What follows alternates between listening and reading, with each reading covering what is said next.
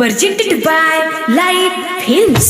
अरे ये यार अरे हम ना देख मुस्कानवा झिझिया लेके चलल बिया रे। अरे हो ये यार बड़ी झोर ले बिया। अरे चल चल चल दियो का पीछे पीछे चलल जाई आ लास्ट में झिझिया बा फोड़ दियाई। अरे हो ये यार चल चल DJ Manish Raksol. जब फुटे गई झिझिया दिया ना बादे दिया ना बादे दिया ना बादे बॉडी रोवतिया देखो मुस्काना बादे बॉडी रोवतिया देखो मुस्काना बादे किया दे जुलिया या लुलिया के संग से घुमावत रहे झिझिया उमंग से घुमावत रहे झिझिया उमंग से हाँ जुलिया या लुलिया के संग से घुमावत रहे झिझिया उमंग से कोनो महाद दिहल से पत्थर छुपा के कोना बाहरे। अरे बटवा अरे हई मुस्कानवा काहे इतना बैठ के रोवती है?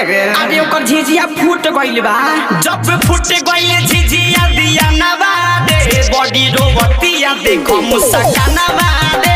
जब फूट गइल झिझिया दिया ना बादे बॉडी रोवतिया देखो मुस्काना बादे।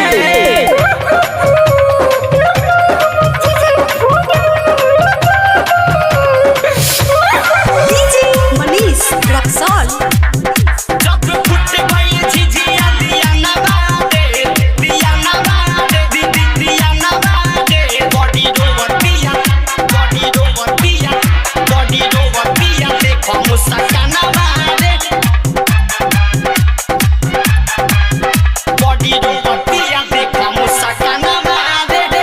रहे उ त सबसे अगाडि रे सब पे परते रहे भारी रे सब पे परते रहे भारी रे सब पे परते रहे भारी रे रहे उ त सबसे अगाडि रे सब पे परते रहे भारी रे झिझिया के गीतिया गा के उरोजे दैनी के देह रे गारी रे वाटे मुखिया सरपंच से बउआ के सारी पंच से रोजे महंगत रहे पैसा चाउर धाना बादे।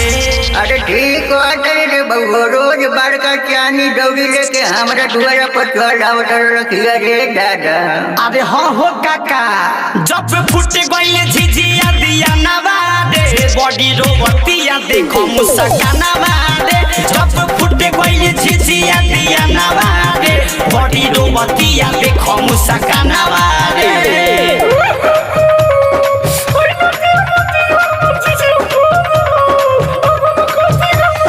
DJ Manish Raksol. जब फुट गई झिझिया दिया ना बादे बॉडी रोवतिया देखो मुस्काना बादे बॉडी रोवतिया देखो मुस्काना बादे।